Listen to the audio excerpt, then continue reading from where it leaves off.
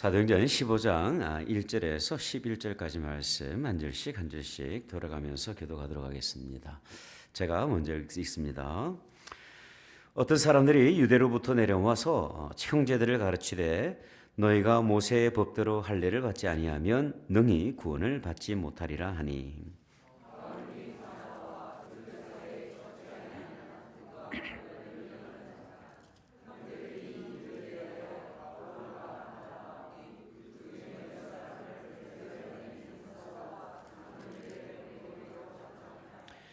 그들이 교회의 전송을 받고 베니게와 사마리아로 다니며 이방인들이 주께 돌아온 일을 말하여 형제들을 다 크게 기쁘게 하더라.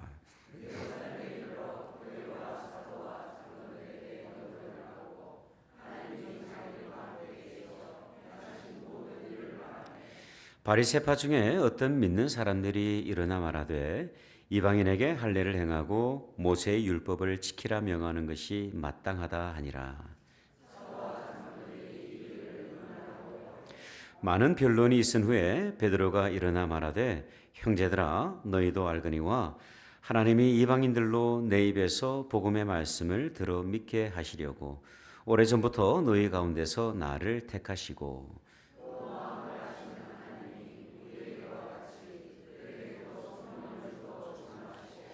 믿음으로 그들의 마음을 깨끗이 하사 그들이나 우리나 차별하지 아니하셨느니라.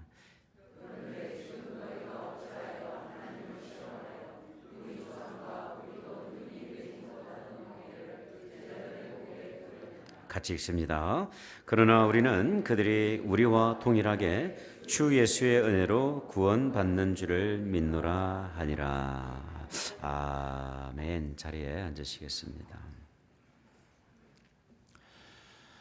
수년 전에 영국에 있는 그 썬더랜드라는 도시에서 5천 명이 참여한 마라톤 대회가 있었습니다. 근데 이 대회에서 참 웃지 못할 해프닝이 있었어요. 1등으로 달리고 있던 그 마크 후드라는 선수를 제외한 모든 선수들이 실격 처리가 되고 말았습니다. 여기는 사연이 있었는데요.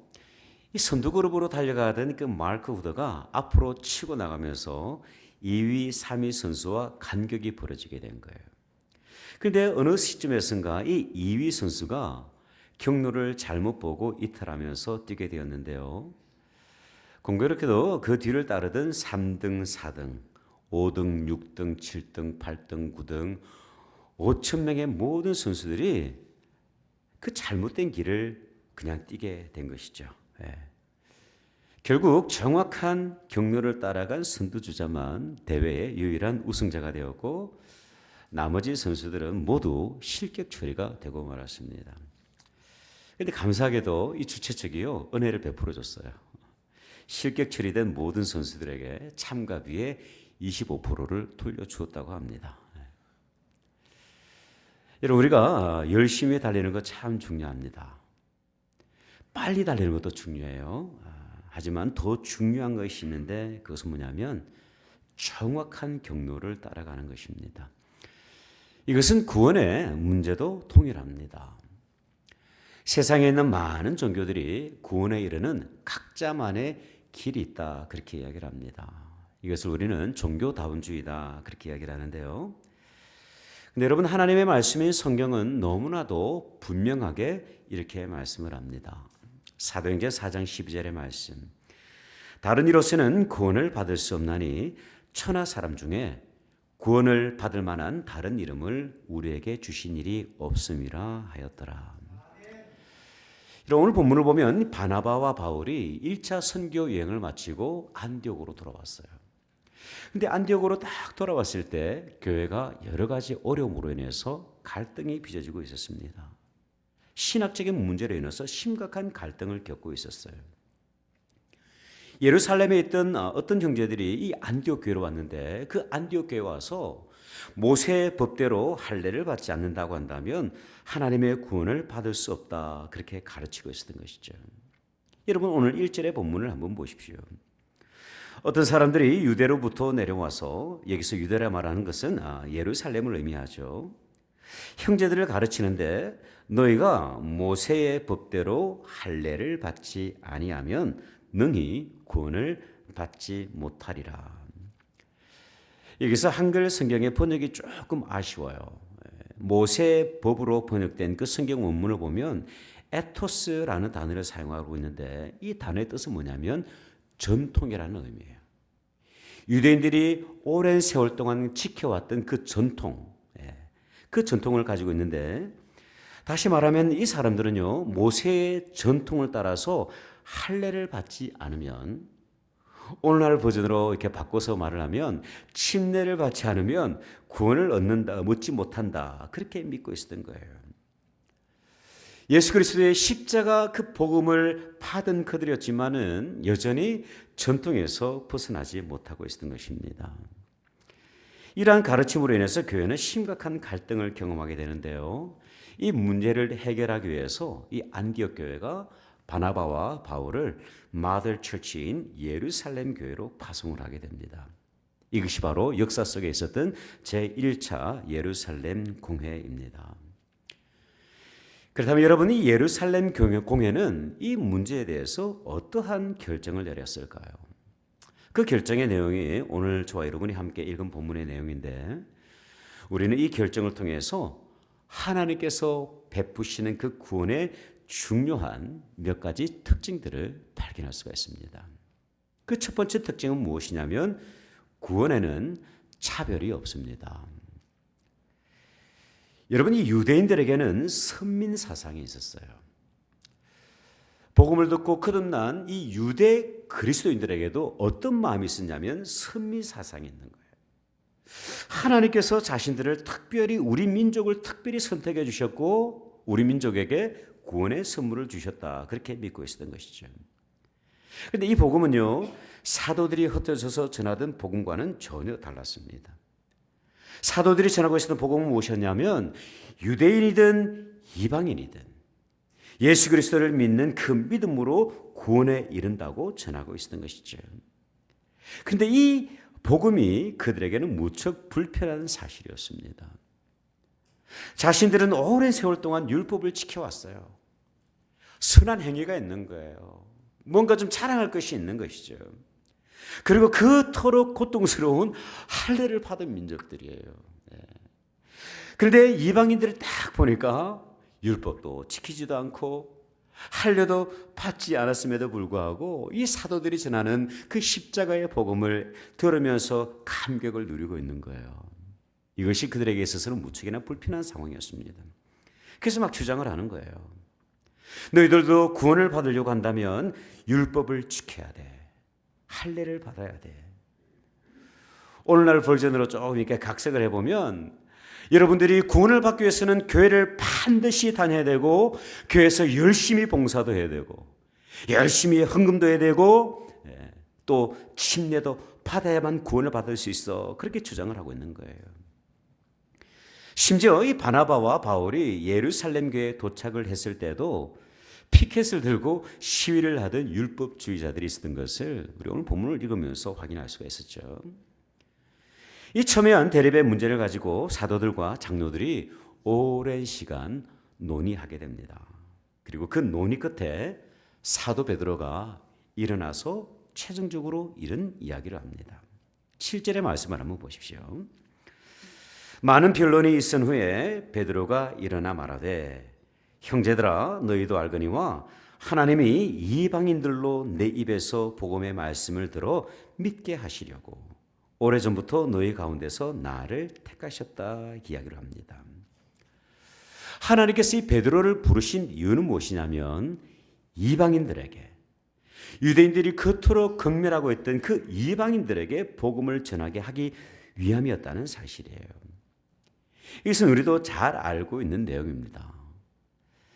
여러분 하나님께서 이 베드로에게 보여주셨던 특별한 환상을 기억하시는지 모르겠어요. 베드로가 요바에서 기도를 하고 있을 때 하나님께서 환상을 보여주셨는데 그 환상의 모습이 무엇이었냐면 큰 보자기 같은 그릇이 내 귀에 매달려 가지고 하늘로부터 쭉 내려오는 거예요. 그 보자기를 이 베드로가 보게 되는데 그 보자기 안에는 부정한 음식들로 가득 차 있었습니다.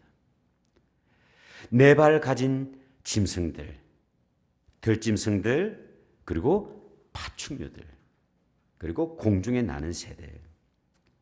근데 이상하게도 하나님께서는요, 이 음식을 먹으라고 이야기를 하시는 거예요.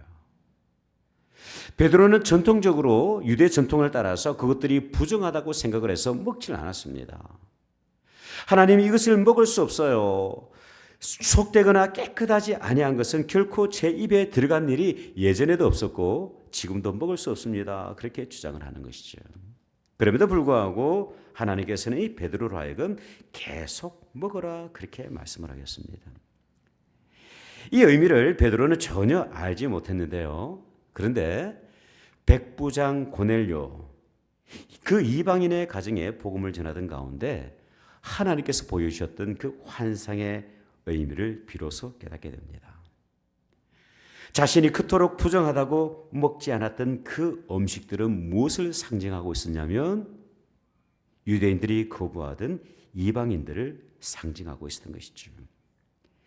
유대 그리스도인들이 그토록 차별하고 외면하던 그들 또한 하나님께서 구원하시기를 원하시는 사랑하시는 백성이었다는 사실을 이 환상을 통해서 베드로는 그 유대인들에게 증언을 하고 있는 것입니다.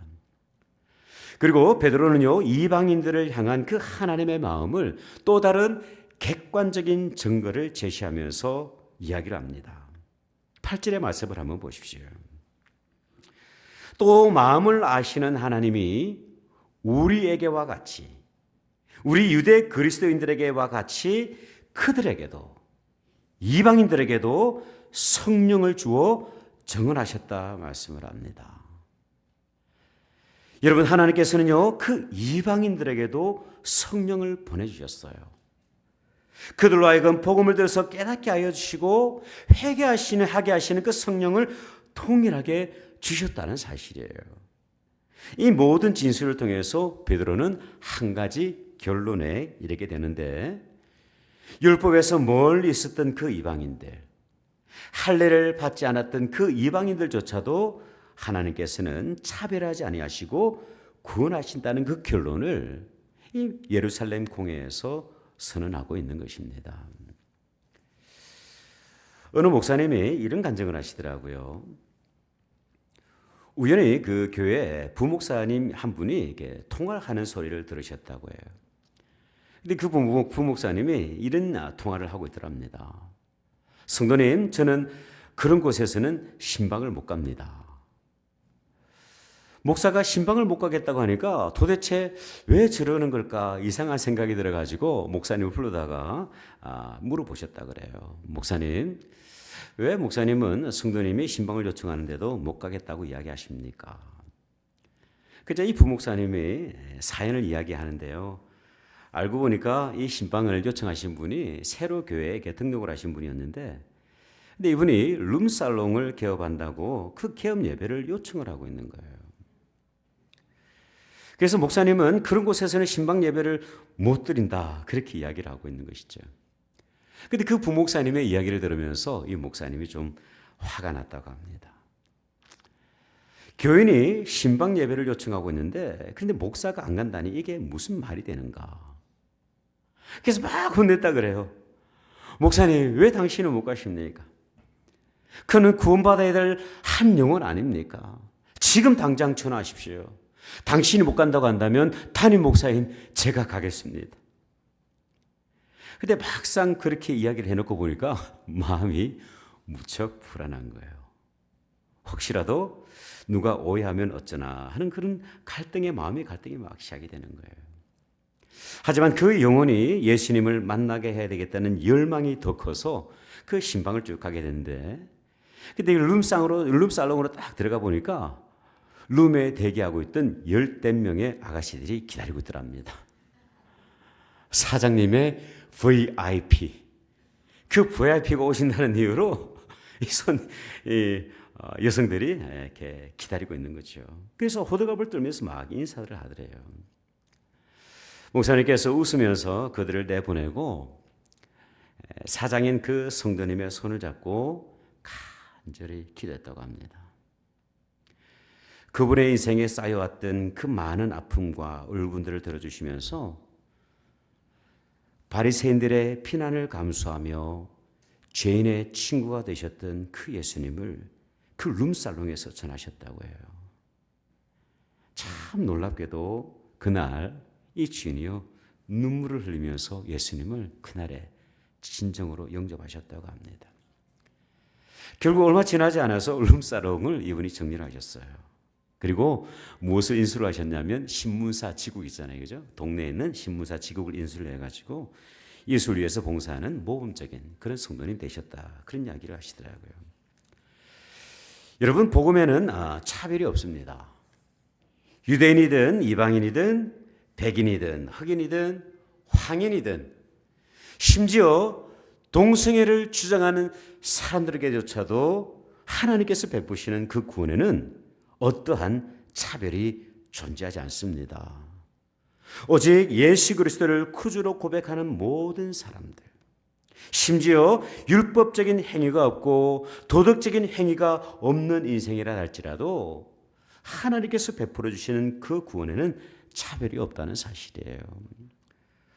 로마서 10장 11절에서 13절은요 이렇게 말씀을 합니다. 성경에 이르되 누구든지 그를 믿는 자는 부끄러움을 당하지 아니하리라 하니 유대인이나 헬라인이나 차별이 없음이라. 한 분이신 주께서 모든 사람의 주가 되사 그를 부르는 모든 사람에게 부요하시도다. 누구든지 주의 이름을 부르는 자는 구원을 받으리라. 여러분, 두 번째, 이 구원이 가지고 있는 아주 중요한 특징이 있습니다. 구원은 오직 믿음으로 받습니다.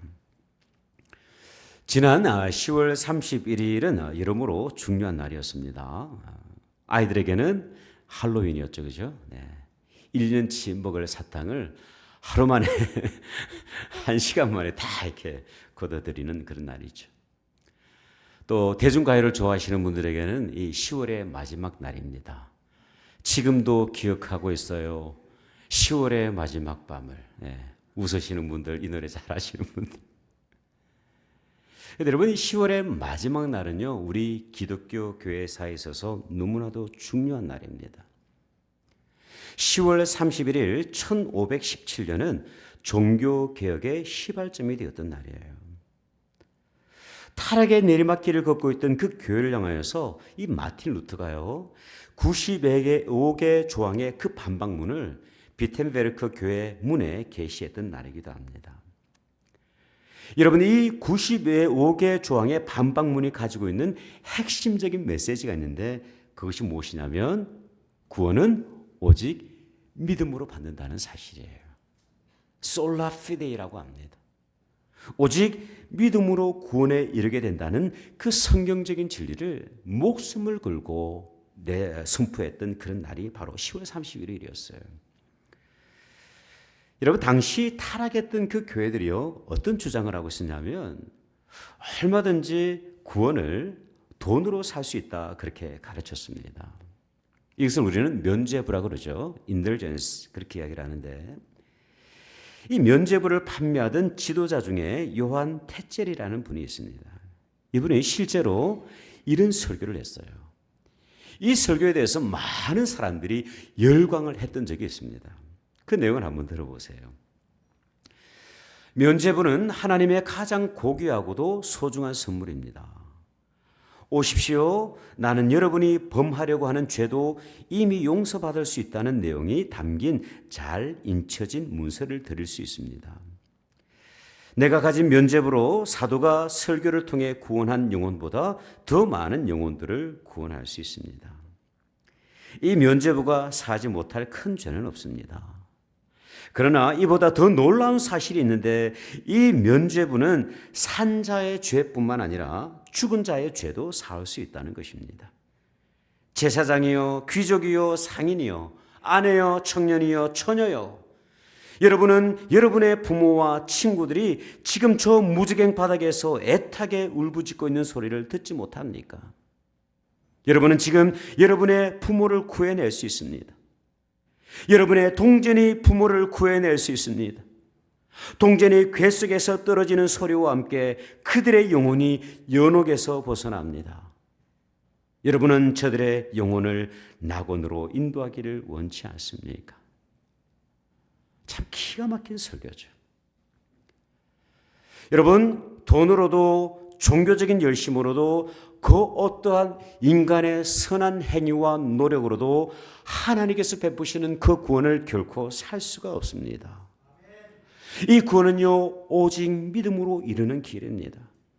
오직 믿음을 통해서 누리는 하나님의 축복이에요. 마틴 루터는요, 이 복음의 진리를 로마서 3장을 통해서 분명히 확신했습니다. 3장 20절과 22절의 말씀 한번 보십시오. 그러므로 율법의 행위로 그의 앞에 의롭다 하심을 얻을 육체가 없나니 율법으로는 죄를 깨달음이니라. 이제는 율법 외에 하나님의 한 의가 나타났으니 율법과 선지자들에게 증거를 받은 것이라.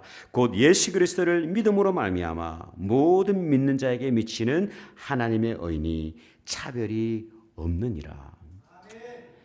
여러분, 오늘 본문도요, 사도 베드로는 이렇게 강조하고 있어요. 9절의 말씀을 한번 보십시오.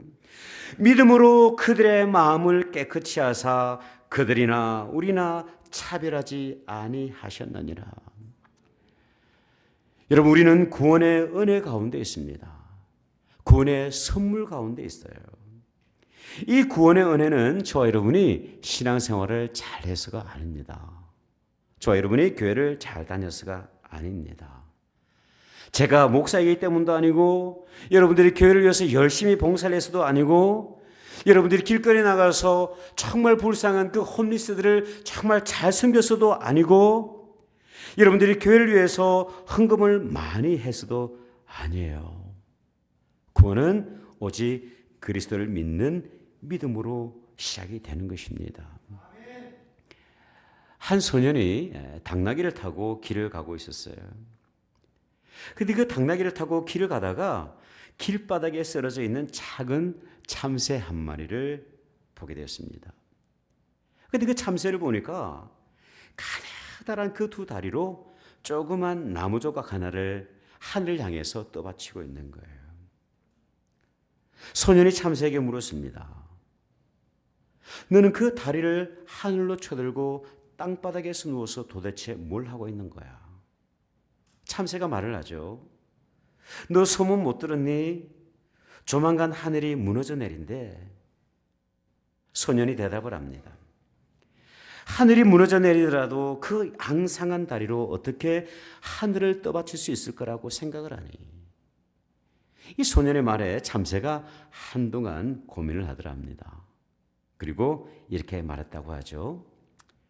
지금 당장 할 수 있는 게 없으니까 이렇게라도 해봐야지. 그렇게 얘기를 하더랍니다. 인간의 자그만 그 작은 성취로 하나님의 심판의 진도를 막을 수 있다고 생각하는 그 인간의 어리석음을 이 우화를 통해서 풍자를 하고 있는 거예요. 여러분, 구원도 마찬가지입니다. 우리의 어떠함으로, 우리의 공로로, 우리의 선행으로 구원을 얻을 수 있는 것이 아닙니다.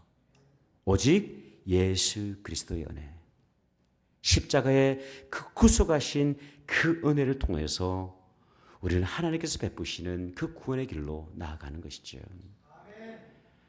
그래서 여러분, 어느 찬송시인이 그렇게 노래하지 않습니까? 놀랍다 주님의 큰 은혜, 우리의 죄를 속하시려 갈보리 십자가 위에서 어린 양 보혈을 흘렸네. 주의 은혜 우리의 죄를 다 씻었네. 주의 은혜 우리의 죄를 다 씻었네. 여러분, 구원은요, 오직 믿음으로 누리는 하나님의 축복입니다. 세 번째 구원의 특징이 있는데 그것은 뭐냐면 오직 은혜입니다. 은혜. 여러분, 오늘 본문 11절은요, 이렇게 말씀을 하고 있어요. 그러나 우리는 그들이 우리와 동일하게 주 예수의 은혜로 구원받는 줄을 믿노라 하니라.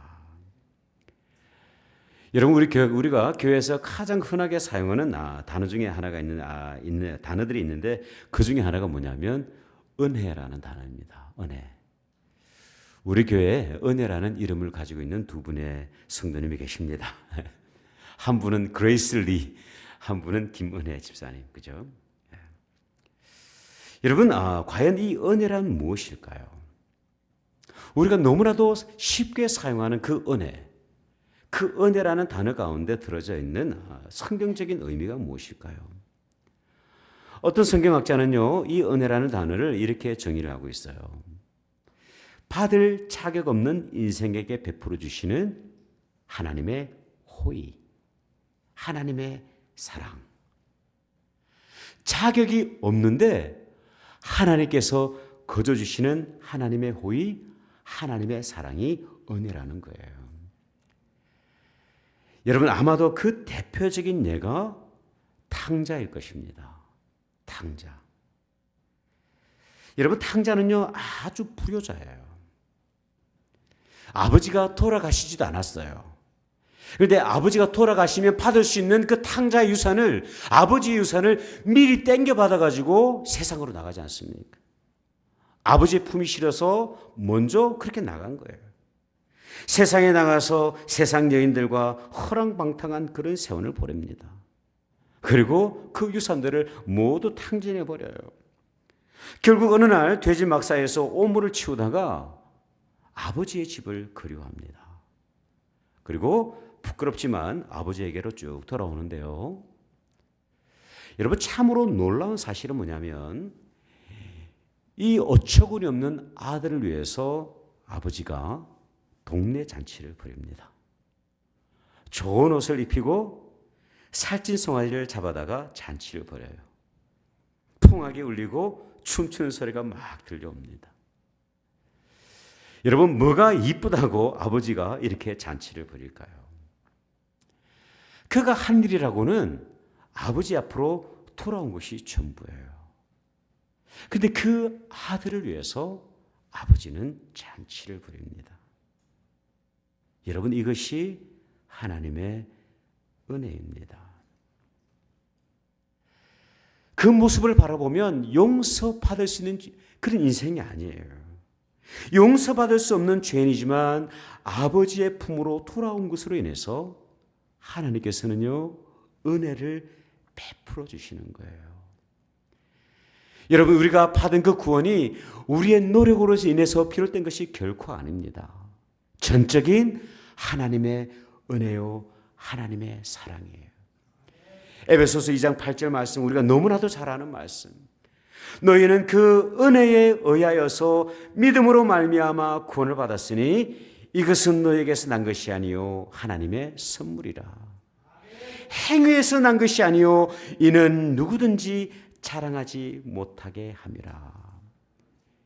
여러분, 구원은 오직 은혜입니다. 구원은 오직 선물이에요. 여러분, 선물이 뭡니까? 거저 주는 거잖아요. 그렇죠? 만에 하나 선물을 줄 때 뭔가를 기대하고 준다고 한다면 그것은 선물이 아니고 뇌물이에요. 그런데 하나님께서는 우리에게 이 구원을 선물로, 은혜로 베풀어 주시는 것입니다.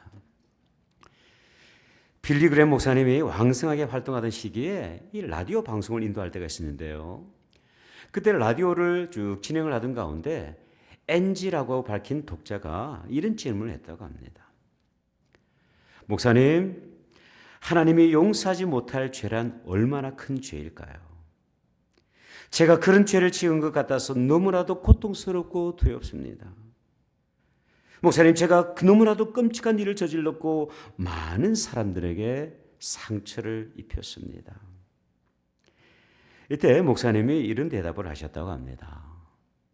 자매님, 하나님께서 용서할 수 없는 단 한 가지 죄가 있습니다. 그것은 바로 하나님의 용서와 사랑을 거부하는 죄입니다. 우리가 누구이든 무엇을 했든 상관없이 하나님은 여전히 우리를 사랑하십니다. 우리가 회개하고 믿음으로 그분 앞에 나아가기만 하면 하나님은 우리를 용서하시고 우리를 구원하시겠다 약속하셨습니다. 여러분, 진정한 용서와 구원은 단 하나, 주님 앞으로 저와 여러분이 나아가는 것입니다. 오늘 아침 이 구원의 은혜를 베푸시는 그 하나님 앞으로 십자가 앞으로 한 걸음 더 나아가는 아침이 됐으면 참 좋겠습니다. 설령 지나온 우리 삶 가운데 선한 행위나 특별한 공로 없이 때로는 죄의 많은 그런 발자취가 있다 할지라도 주님은 우리를 결코 차별하지 않으십니다. 오직 믿음, 오직 은혜로 주님은 우리를 구원하십니다. 그 영원하신 주님의 은혜, 영원하신 십자가의 사랑으로 인해서 오늘도 감사하며 찬송하며 감격하며 주님 앞에 예배하는 저와 여러분, 우리 모든 주님의 공동체 되시기를 주님의 이름으로 축복합니다.